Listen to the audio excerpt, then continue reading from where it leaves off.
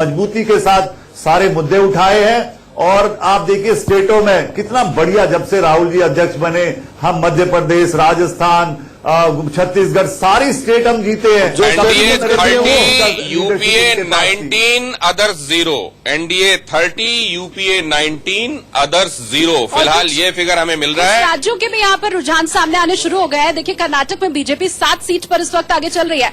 बंगाल की अगर हम बात करें तो यहाँ भी बीजेपी आगे है, 16 सीटों पर बीजेपी आगे चल रही है। तो 2 राज्यों के रुझान भी आने शुरू हो गए हैं और कुल अगर हम बात करें तो एनडीए इस वक्त 30 सीट पर आगे चल रही है। ये रुझान है इस वक्त का। लेकिन एक बार फिर से शंकर, आपके पास क्या भारतीय जनता पार्टी का जो ट्रेडिशनल वोटर कहा जाता रहा, मिडिल क्लास अर्बन वोटर, सवर्ण, क्या जानबूझकर बहुत टैक्टिकल शिफ्ट के हिसाब से उन्होंने अपने वोटर को बदला है? उनका जो वोटर था अब असल में वो जो कहा जाता है कि कोन में, पिरामिड में नीचे की तरफ वाले जो लोग हैं उनकी तरफ इन्होंने ध्यान बढ़ाया है। और ये अगर वो ट्रेडिशनल, देखिए मुझे लगता है दिनेश की सिर्फ कास्ट के आधार पे नहीं, जो उनका ट्रेडिशनल वोटर सवर्ण था, अपर कास्ट था, अब तो अगर आप देखें तो बीजेपी में ओबीसी और पिछड़ी जातियों के नेताओं की संख्या आपको सबसे ज्यादा मिलेगी।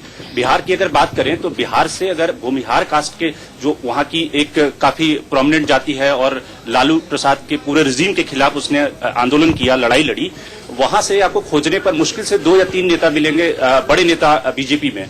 तो ओबीसी के ज्यादा नेता हैं, पिछड़ी जातियों के ज्यादा नेता हैं और उसके साथ में बीजेपी ने एक कॉकटेल तैयार किया है वैसे इश्यूज के साथ, जो नेशनलिज्म का इशू है, राष्ट्रवाद का इशू है। अगर पिछले चुनाव में आप देखें तो वो आकांक्षा का, एस्पिरेशन का कॉकटेल था कि जिससे कि जातियों से चुनाव ऊपर चला जाए। जब कास्ट से चुनाव ऊपर चला जाता है तो कास्ट फिर बहुत मायने नहीं रखते और फिर जातियां, सारी जातियां चाहे पिछड़ी हो, अगड़ी हो, वो उस मुद्दे पर वोट करती है। उसमें एक प्रेसिडेंशियल सिस्टम का भी आप कह सकते हैं कि लगातार प्रधानमंत्री का जोर था। मतलब वो जातियों से हटकर आपका सोशियो इकोनॉमिक सेगमेंट्स, वो एक नया चंक बन के उभरा है। नया चंक उन्होंने बनाया है। हाँ। जिसमें कि कोई ऐसा इमोशनल कार्ड हो, कोई ऐसा मुद्दा हो जिसके आधार पर जातियों का जो बैरियर है वो नहीं। मैं यही समझना चाह रहा हूं कि अगर वो सोशियो इकोनॉमिक सेगमेंट है तो क्या उसमें जो वो मिड सेगमेंट था, क्या उसको एक तरीके से उसकी कीमत पर नीचे के लोगों को ऊपर पुल करने की कोशिश की गई है? और इसमें वो नाराजगी भी अगर उनको कई जगह लेनी पड़ी है तो उसके लिए तैयार थे?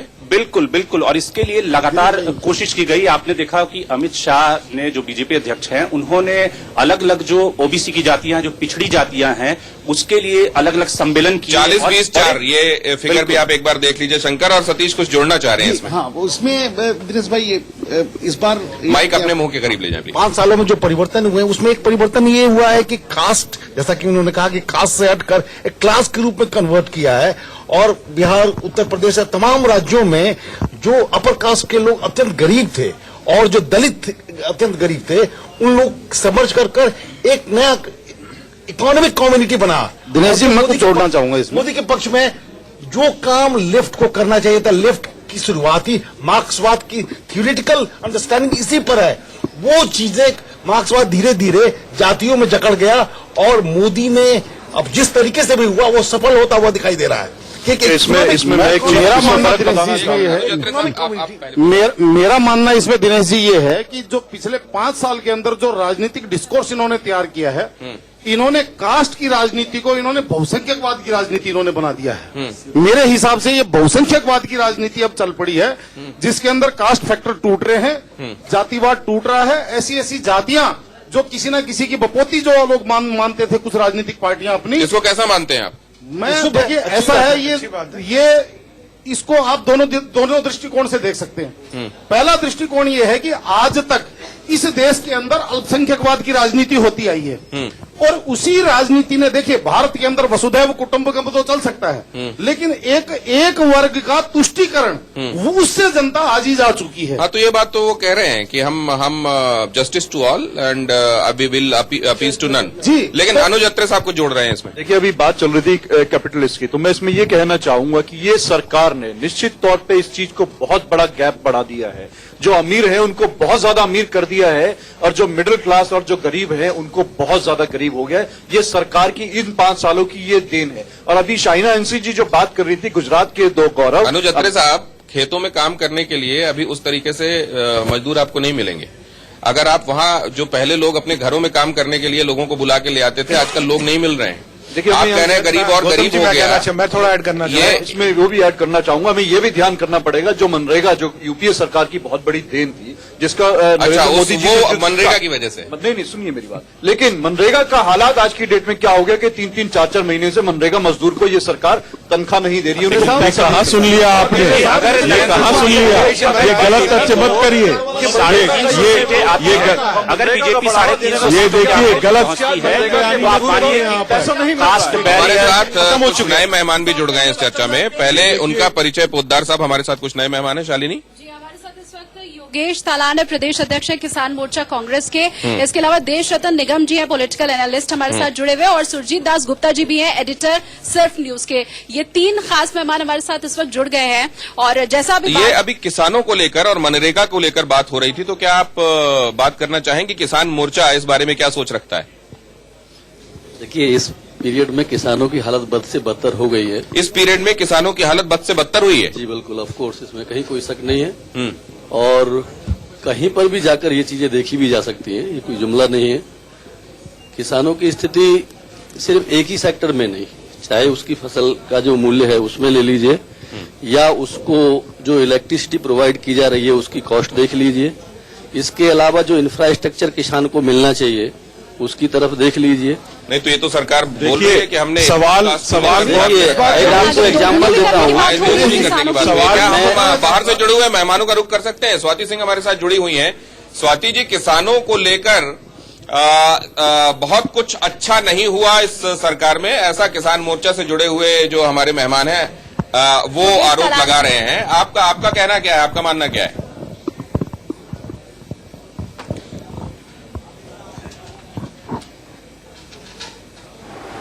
दिनेश जी, एक अहम खबर ये आपके चैनल में फ्लैश हो रही है कि उत्तर प्रदेश की 12 सीटों में से 11 में कांग्रेस आगे चल रही है। ये एक बहुत जो है एक आगे चल रही है अभी। देखिए, अब जब आगे की बात चल रही है तो फिर हमें ये भी आगे देखना पड़ेगा। कांग्रेस की हालत ये हो गई, आपको आवाज मिल रही है क्या हमारी? 12 सीटों में 11 आगे, 11 सीटों पे आगे चल सकती है। 12 सीटों के रुझान में से 11 पे कांग्रेस आगे, 80 का नहीं आया, 12 में से 11 पे। शाइना एनसी हमारे साथ हैं। शाइना एनसी जी, आपको आवाज मिल रही है हमारी? कम से कम आपसे बात अभी हम कर सकते हैं। किसानों को लेकर क्या किसान कहीं उपेक्षित रह गए? किसानों पर उतना ध्यान नहीं दिया जा सका?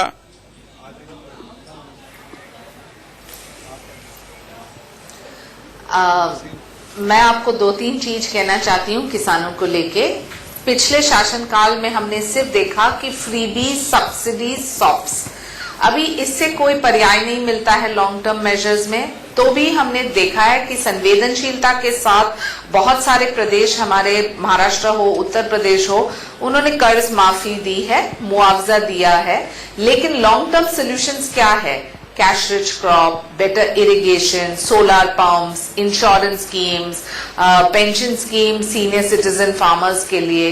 जो बच्चे नहीं बनना चाहते हैं, कृषि के क्षेत्र में नहीं जाना चाहते हैं, तो उनको मुद्रा बैंकिंग के निमित्त लोन दिया गया। जो आप एमएसपी की बात करें या फिर जो मंडियों में दलालों को खत्म करना, इसमें भी योगदान रहा है प्रधानमंत्री मोदी जी का। तो मैं मानती हूँ कि हम सही दिशा में काम करते आ रहे हैं। बहुत सारे ऐसे योजनाएं हैं, जैसे कि हमारे महाराष्ट्र में लेकिन शाइना जी, एक बात आप मानेंगी क्या? ये जो आपने कहा, अब जैसे इंश्योरेंस को लेकर ही हम बात कर लें, इंश्योरेंस को लेकर जिन किसानों को इसकी जरूरत पड़ती है उनसे जाकर जब कभी आप बात करें तो ये कहते हैं योजना, हाँ, फसल बीमा योजना। उनका कहना यह है कि साहब ये सुनने में बहुत कुछ अच्छा लगता है, लेकिन जब हमारी फसलें बर्बाद होती हैं अतिवृष्टि, ओलावृष्टि की वजह से, यहाँ सर्वे करने वाले लोग आते हैं जिनकी रिपोर्ट पर आखिरकार हमको बीमा मिलना होता है, हमारा क्या हाल होता है हम जानते हैं। क्या बहुत सारी योजनाएं ऐसी हैं जो कर्ण प्रिय हैं, मतलब सुनने में बड़ी अच्छी लगती हैं, लेकिन धरातल पर उनको उसी तरीके से उतारना, क्या ये चैलेंज बना हुआ है सरकार के लिए?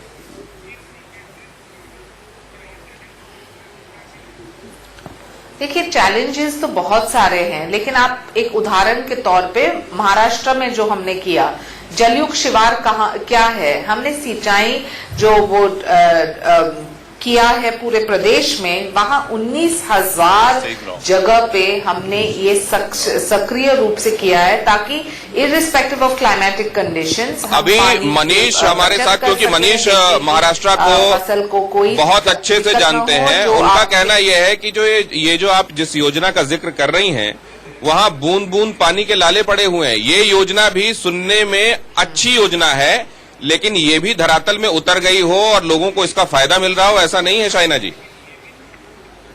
मराठवाड़ा में एक एक बूंद पानी के लिए लोगों की जो हालत आप दुखी हुई है। किसानों को आत्मनिर्भर करना चाहते हैं, जो आप किसानों को आत्मनिर्भर करना चाहते हैं, तो सिर्फ मुआवजा और सब्सिडी सॉप से नहीं हो सकता है। हमें देखना है कि कैसे बेस्ट टेक्नोलॉजी का उपयोग किया जाए, जिसके ऊपर मोदी जी और महाराष्ट्र सरकार ने कुछ बहुत तब्दीलियां हुई हैं, उसके बारे में भी हम चाहेंगे। इस वक्त दर्शकों को बताएंगे। देखिए, वायनाड से और अमेठी से, दोनों ही जगह से राहुल गांधी इस वक्त आगे चल रहे हैं। 100 सीटों के रुझान मिल गए आपको? शुरू हो चुका है, बिल्कुल 100 सीटों का रुझान आ गया है। एनडीए 62 सीटों पर आगे चल रही है, 63 सीटों पर आगे चल रही है एनडीए। यूपीए की हम बात करें तो 22 सीटों पर इस वक्त यूपीए आगे चल रही है, और 100 सीटों का रुझान अब तक आ चुका है। देखिए, आपकी टीवी स्क्रीन पर सबसे ऊपर जो आप टैली देख रहे हैं, उसमें लगातार हम अपडेट कर रहे हैं एनडीए और यूपीए को कितनी सीटें मिली, आने के खाते में कितनी सीटें गई, ये लगातार हम दिखा रहे हैं। तो 100 सीटों का रुझान आ चुका है, उसकी अपडेट हमने आपको दी। और उत्तर प्रदेश के अमेठी से अगर हम बात करें, राहुल गांधी यहां से आगे चल रहे हैं, और वायनाड से भी राहुल गांधी आगे चल रहे हैं। जबकि समझाया जा रहा था कि इस बार स्मृति ईरानी बहुत टफ फाइट दे रही हैं राहुल गांधी को। क्या ऐसा होता है? ये तो बहुत शुरुआती रुझान है, अभी इंतजार करना चाहिए, हो सकता है कि ऐसा हो।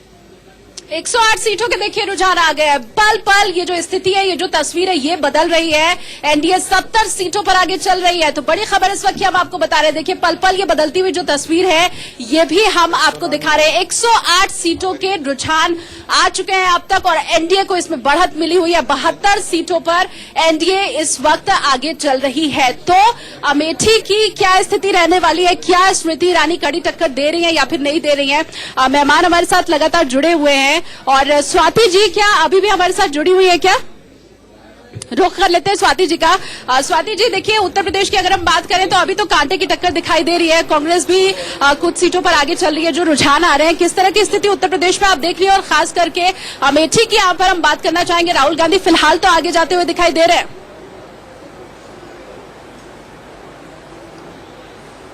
देखिए, ये अभी शुरुआत है, काउंटिंग की शुरुआत हुई है 8 बजे से, और आप देखिएगा कि वहां से भी, अमेठी से भी स्मृति ईरानी जी ही जीतेंगी। क्योंकि मैं अगर राहुल गांधी जी की बात करूं या कांग्रेस की बात करूं, तो ये लोग कोई भी काम इन लोगों ने कभी धरातल पर उतार कर किया ही नहीं है। ये सिर्फ ऊपर से उतर कर आते हैं, हवाई जहाज से या हेलीकॉप्टर से आते हैं, बड़ी बड़ी बातें करते हैं और चले जाते हैं। अमेठी की जनता जान गई है कि हमारे सुख दुख में कोई खड़ा रहेगा तो वो स्मृति ईरानी जी खड़ी रहेंगी, ना कि राहुल गांधी जी खड़े रहेंगे। संजय चोकर साहब, ये एक बड़ा इल्जाम है आपके लिए। ये 2 सीटें, क्या यहां काम नहीं हुआ, इसको इंडिकेट करते हुए कहा जा रहा है कि अब हवा बदल रही है? देखिए, ये बिल्कुल मैं सुन रहा था ये बातें करने में बड़ी अच्छी लगती है, लेकिन जब रिजल्ट आता है तो सबके सामने होगा। अभी बहुत ज्यादा, तो आज ही रिजल्ट आ रहा है। अभी आप ही बता रहे हैं कि राहुल जी आगे चल रहे हैं, लेकिन इन्होंने उसको नकार दिया कि नहीं, वो तो शुरुआती रुझान है। आप देखिए, राहुल जी का लगाव इस पर संजय जी, अभी शुरुआत है, थोड़ा इंतजार करिए, थोड़ा इंतजार करिए, आप लोगों का सुपड़ा साफ होने वाला है। ज्यादा वोटों से जीतेंगे।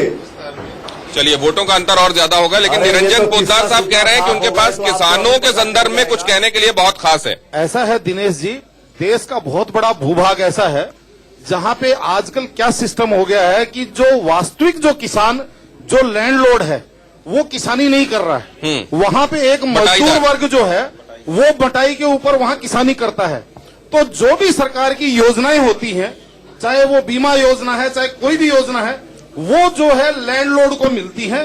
और जो वास्तविक जो किसान है, जो आत्महत्या करता है, या मान लीजिए जिस किसान को हम देखते हैं बड़ी दुर्गति वाला किसान है, उस तक वो योजनाएं पहुंचती ही नहीं है। क्योंकि उसका ना खतौनी में नाम होता है, ना लेख में नाम होता है, ना खाते में नाम होता है। नहीं, चोकर साहब गोचर साहब जो थे फर्क होता है। ये योगेश साहब, ये जो किसानों को लेकर बात कही जा रही है, मार्जिनल बटाईदार और ओनर के संदर्भ में बात कही जा रही है, उसमें आप क्या नजरिया है? छोटी बिल्कुल सही है जो आपने कहा, ये हर जगह वर्ल्ड में यही है सर। और ये ऑन द रिकॉर्ड छोटी होंगी तो मार्जिनल फार्मिंग। इसके अलावा मैं कुछ चीजों पर अभी जो करंट सिनेरियो पे थोड़ा सा ध्यान आकर्षण चाहूंगा सभी का। जी देखिए, जेवर यहाँ से बहुत दूर नहीं है और जेवर के कुछ किसान, आप अभी भी उनका लाइव ले सकते हैं, जिनको लगभग 30 दिन हो गए अपना गेहूं लेवी पे डाले हुए, अभी तक उनको उनका भुगतान नहीं हुआ है।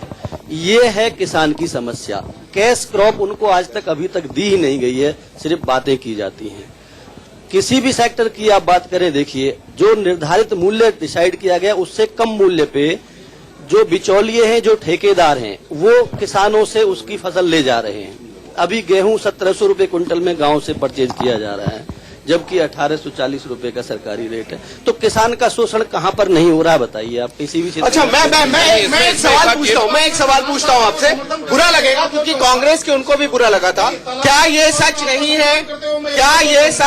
है कि इस देश का किसान क्रेडिट कार्ड से पैसा निकालकर उसको बाजार में चला रहा है? क्या ये सच नहीं है कि विदर्भ के किसानों ने इस देश में खाद और बाकी जितनी सिंचाई के लिए लोन लिया और उसको अपने नाती नवासे के उसमें दिखाने के लिए दिया, मृत्यु भोज दिए?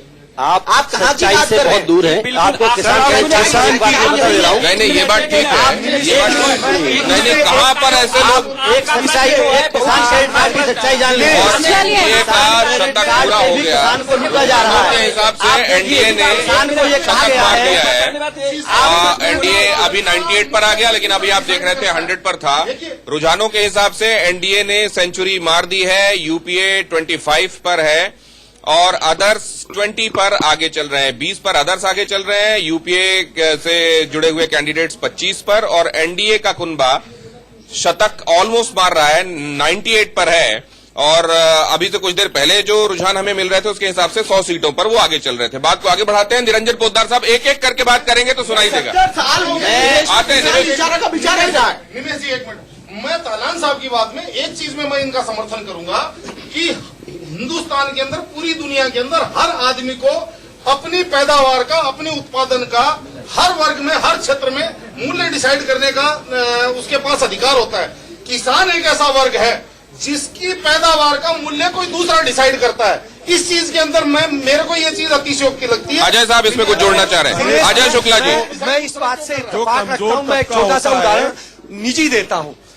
ऑन पेपर मैं किसान हूं, मैं लाखों रुपए एक सैलरी पर इस इंस्टीट्यूशन में काम कर रहा हूं। मेरे पास में जो भी संसाधन है, जो भी कुछ है, इस सैलरी के कारण, उस किसानी के कारण नहीं आते हैं।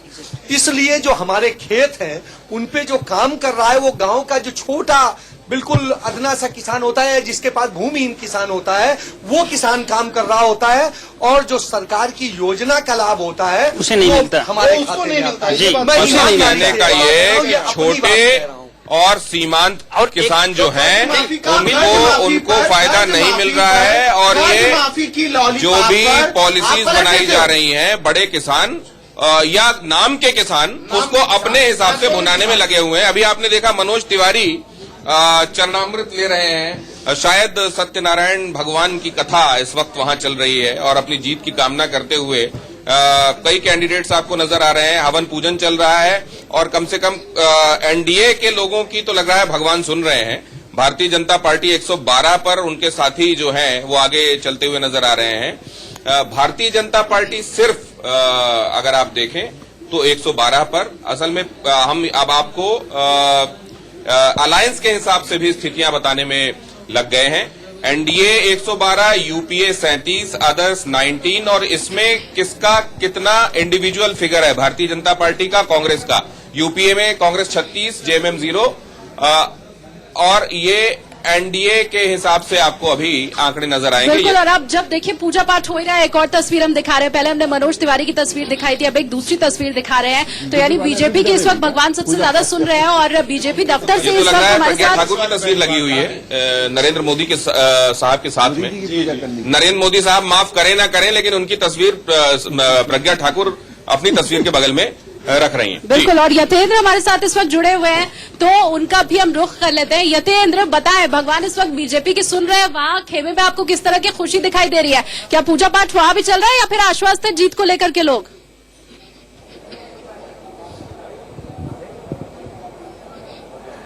देखिए, बिल्कुल अगर मैं बीजेपी की बात करूं तो जो एग्जिट पोल के जो नतीजे आए थे एग्जिट पोल में जिस तरह से दिखाया गया था और अब जो रुझान आ रहे हैं शुरुआती, उससे बीजेपी काफी उत्साहित है और कल से ही बीजेपी ने तैयारियां बड़े जोर शोर से शुरू कर दी।